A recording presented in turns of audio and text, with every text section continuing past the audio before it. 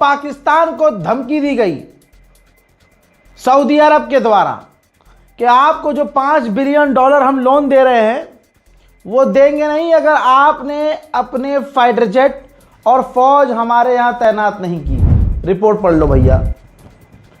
Graphic का video देखे पाकिस्तान को किस लिए धमकी दिया सऊदी अरब ने। दोस्तों, पाकिस्तान को धमकी दी गई सऊदी अरब के द्वारा कि आपको जो $5 बिलियन हम लोन दे रहे हैं वो देंगे नहीं अगर आपने अपने फाइटर जेट और फौज हमारे यहाँ तैनात नहीं की। रिपोर्ट पढ़ लो भैया। भाई 13,000 पाकिस्तान ने अपनी फौज, 18 फाइटर जेट और कुछ और एयरक्राफ्ट किंग अब्दुल अजीज एयरबेस पर तैनात कर दिए हैं। समझे? क्योंकि सऊदी को पता है अमेरिका बचा नहीं सका, ईरान ने इतना पीटा, इन्हें इतना नुकसान पहुंचाया। अब जब बातचीत अमेरिका ईरान की फेल हो गई, जंग की संभावनाएं दोबारा से हाई हो गई। सऊदी अरब को दिन में तारे दिखने लगे, मददगार कोई नजर ना आया। तो मददगार नजर आया पाकिस्तान। क्या पाकिस्तान के पास बड़ी ताकत है, एडवांस ताकत है। तो भाई पाकिस्तान को हम अपने यहाँ बुला ले। पाकिस्तान जाना नहीं। कौन चाहता है कि दो भाइयों के बीच में भाई तीसरा आदमी पड़े? दो भाइयों के बीच में तीसरा भाई सोचता है बस मैं मिलन में तो हूं कि मिल लो, लड़ाई दंगे में नहीं हूं तुम्हारे बीच। यही पाकिस्तान की सोच है भाई कि भाई हम लड़ाई में क्यों पड़े, हम तो चाहते हैं कि मिल के सब कुछ नॉर्मल हो जाए। लेकिन सऊदी अरब ने पाकिस्तान को मदद देने का वादा किया कि हम $5 बिलियन मदद देंगे, और अब धमकी दे दी थी कि अगर आपने हमारी मदद नहीं की, डिफेंस एग्रीमेंट है भाई आपसे, हमें ज़रूरत है, हमें ख़तरा है, आप अपने फ़ौज भेजिए वरना हम आपको $5 बिलियन जो लोन देने वाले थे नहीं देंगे। अब आदत से मजबूर भाई, पैसा के लिए पाकिस्तान क्या नहीं करता, पैसे के लिए तो सब कुछ कर लेता है। ऐसे में फिर पाकिस्तान ने अपनी 13,000 की फ़ौज एडवांस फाइटर जेट के साथ सऊदी अरब में तैनात कर दी है। अब दोस्तों ये सीधी सीधी बात है, जब ईरान से टकराव होगा तो इनडायरेक्ट या डायरेक्ट पाकिस्तान भी इस जंग में शामिल हो जाएगा। सऊदी अरब ने कहा है कि जो हमारा दूसरा रास्ता था, एक एरिया से दूसरा एरिया हमने पाइपलाइन से जुड़ा हुआ था, ईरान का वहाँ हमला हुआ था, डैमेज हो गई थी वो पाइपलाइन, हमने उस डैमेज पाइपलाइन को बिल्कुल ठीक कर लिया है। दोबारा से उस पाइपलाइन से तेल निकाला जा रहा है, बेचा जा रहा है। उधर इजराइल की फोर्स IDF की जो फौज है, इजराइल की जो फौज है वो यानी IDF रेड अलर्ट पर आ गई है। उनका मानना पहले से था, मैंने आपको हर रिपोर्ट में बताया कि वो पहले से रेड अलर्ट पर है, तैयारी कर रही है। IDF लगातार तैयारी कर रही थी। जब से सीज फायर हुआ तब से अब तक इजराइल ने रेस्ट थोड़ी ना किया था, आराम थोड़ी किया था, तैयारी कर रहा था इजराइल। इजराइल की फौज तैयारी कर रही थी कि भाई टाइम मिल गया है, खूब तैयार हो जाओ। तो रेड अलर्ट पर इजराइल की फौज है कि ईरान से दोबारा जंग शुरू हो सकती है, तो हम अंदर घुस कर तबाही मचाएंगे। ईरान के सिक्योरिटी चीफ ने कहा कि अमेरिका ने अगर हमसे डील नहीं की तो उनका नुकसान ज़्यादा होगा, क्योंकि उन्हें डील की ज़रूरत है, हमें डील की ज़रूरत नहीं है।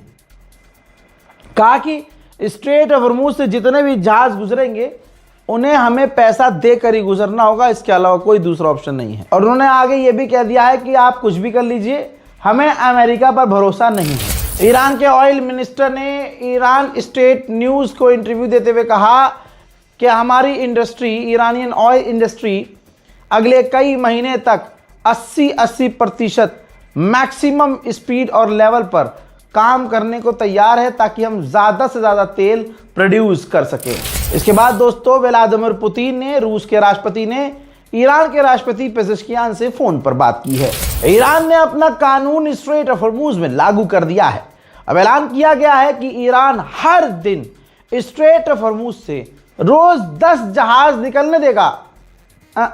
रुक जाइए, यहाँ पर ईरान की शर्त है, 10 जो जहाज़ निकलेंगे पहले अप्रूवल लेंगे, फिर ईरान को पैसा देंगे, उसके बाद वो जहाज़ निकलेंगे। हज़रात, पाकिस्तान को ये उम्मीद थी कि चलो अब सीज़ फायर हो ही जाएगा, तो सुबह सुबह बड़े जोश में 2 पाकिस्तान के टैंकर स्ट्रेट ऑफ हॉर्मुज नाचते गाजते पहुंचे। ईरान की तरफ से यह बात क्लियर हो गई थी कि डील रद्द हो गई है। अमेरिका का राष्ट्रपति उपराष्ट्रपति पाकिस्तान से भाग गया था, निकल गया था, जिसके बाद ईरान ने तुरंत पाकिस्तान के वेसल्स को वार्निंग दी। 2 वेसल्स आ रहे थे और कहा मुन्ना तुम जो भी हो, जहाँ से भी आए हो, इसी वक्त तुरंत रुक जाओ वरना हमला करेंगे। तो पाकिस्तान के 2 वेसल्स को ईरान ने स्ट्रेट ऑफ हॉर्मुज में रोक दिया। हजरत मोहतरम रूस के राष्ट्रपति व्लादिमीर पुतिन ने क्या ऐलान कर दिया, मजा आ जाएगा।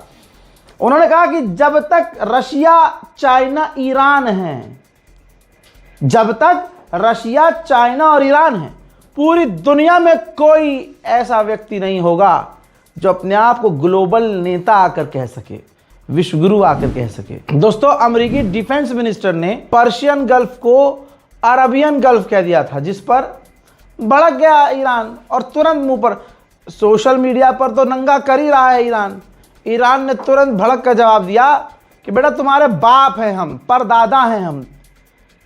और बहुत पुराना पत्थर पर गुदा हुआ एक फोटो शेयर किया और कहा कि जो पर्शियन गल्फ है ना, वो तुमसे भी ज़्यादा पुराना है। हमारा जो इतिहास है वो 2500 साल पुराना है, जिसका इतिहास मंगोल चेंज नहीं कर पाया, अलेक्जेंडर चेंज नहीं कर पाया, तो तुम किस खेत की मूली हो। उधर अमेरिकी प्रोफेसर का कहना यह है कि ईरान अब और पावरफुल हो गया है, तो अब वो हमारी बात क्यों मानेगा। उधर मेरे दोस्तों एक्सक्लूसिव तस्वीर लेके आया हूं ईरान की मिलिट्री स्पेशल फोर्सेस को। देख लीजिए, बॉर्डर पर, बिल्कुल हर इलाके के बॉर्डर पर अपनी स्पेशल फोर्स तैनात कर रहा है। इलाकों में बम बिछा चुका है, जहां उसको खतरा है कि अमेरिका की फौज यहां आ सकती है, घुसपैठ की जा सकती है। ईरान ने भी पिछले जब से सीज फायर है तब से अब तक बेहतरीन तैयारी कर ली है। हजरात, अगर जंग होती है तो ईरान का नुकसान किनारे कर दीजिए, पूरी दुनिया को तगड़ा नुकसान होने वाला है और तमाम अमरीकियों की लंका लगने वाली है। CNN की रिपोर्ट पढ़ लीजिएगा, CNN में लिखा हुआ है साफ साफ के जंग दोबारा इधर कदमों में है, दोबारा शुरू होने वाली है और अमेरिका के अंदर महंगाई बढ़ती जा रही है। हजरात, अमेरिका के एनवॉय और जो सेंटॉम के कमांडर हैं जो पाकिस्तान में आए थे, बाद में ये भी चले गए। पहले तो वाइस प्रेसिडेंट पहले चले गए थे, उसी टाइम हैंड टू हैंड बिना नहाए धोए। उसके बाद ये जो टॉप लीडर थे, ये भी अब कई घंटे के बाद पाकिस्तान से निकल गए हैं। उधर ईरान ने अमेरिका के मुंह में मूतते हुए ऐलान कर दिया है कि दोबारा बातचीत अमेरिका से करने का हमारा कोई प्लान नहीं है। उधर ईरान ने 50 ऐसे गद्दारों को गिरफ्तार किया है जिन लोगों ने जंग के दौरान ईरान की सेंसिटिव जानकारियां इजराइल को सौंपी थी। उधर नेतन्याहू ने रिक्वेस्ट की थी कोर्ट से कि आप मेरी पेशी वेशी रद्द कर दीजिए, हियरिंग रद्द कर दीजिए, क्योंकि मैं तो महायुद्ध में हूँ, मिडिल ईस्ट की जंग में हूँ। कोर्ट ने मान ली बात, कोर्ट ने नेतन्याहू की सुनवाइयों को रद्द कर दिया है फिलहाल के लिए। उधर ईरान में 3375 लोगों की शहादत हो चुकी है, ईरान ने कंफर्म किया है। फ्रांस का सबसे बड़ा अखबार द ले मोंड जो है, उसने पूरा भांडा फोड़ दिया है। उस अखबार ने बताया है कि डोनाल्ड ट्रंप के सबसे अच्छे नेगोशिएटर्स जो हैं वो बातचीत करने के बहाने सट्टा लगाए हैं, सट्टे मार्केट में पैसा लगाया है और अपनी जीत के लिए, मतलब खुद ही सट्टा लगाया और खुद ही डील बेकार कर दी, जिससे जाहिर सी बात है पैसा उन्होंने जिधर लगाया था उन्होंने उस हक की बात करी और पैसा कमा रही है। अमेरिका की डेलीगेशन, डोनाल्ड ट्रंप की डेलीगेशन सट्टेबाजी कर रही है। हालत इजराइल की इतनी बुरी है, फादरलैंड की इतनी बुरी है, ये देख लो, इजराइल के लोग इजराइल के अंदर प्रदर्शन कर रहे हैं कि हमें फौज में भर्ती नहीं होना है। ज़बरदस्ती उनको फौज में भर्ती किया जा रहा है। अब जब प्रदर्शन हो रहा है, लोग प्रदर्शन कर रहे हैं कि हमें फौज में भर्ती नहीं होना, तो इजराइल की पुलिस उन्हें मार रही है, पीट रही है, गिरफ्तार कर रही है।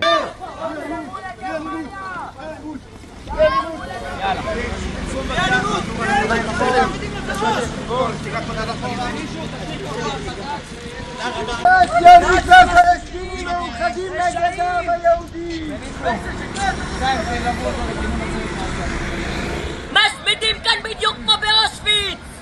Dem רוצחי נשמות!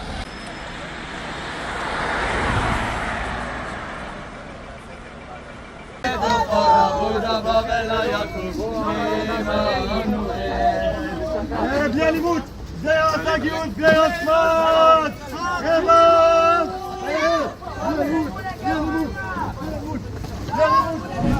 ईरान का जलवा भी कम नहीं हुआ है। ईरान के लॉ मेकर ने कहा है कि अगर हमारे पैसे नहीं चुकाए गए, जो हमारा नुकसान हुआ है और जो हमारे पैसे फंसे हुए हैं अमेरिका की पाबंदियों की वजह से, उसे रिलीज़ नहीं किया अमेरिका ने, नहीं करवाया, तो याद रखना स्ट्रेट ऑफ हॉर्मुज़ में जितने जहाज़ खड़े हैं हम सबको बेच देंगे, नीलाम कर देंगे और पैसा वसूल लेंगे। फिलहाल की रिपोर्ट में दोस्तों इतना ही। इस रिपोर्ट को शेयर कीजिए। जय हिंद। तरीके का वीडियो देखने के लिए हमें लाइक और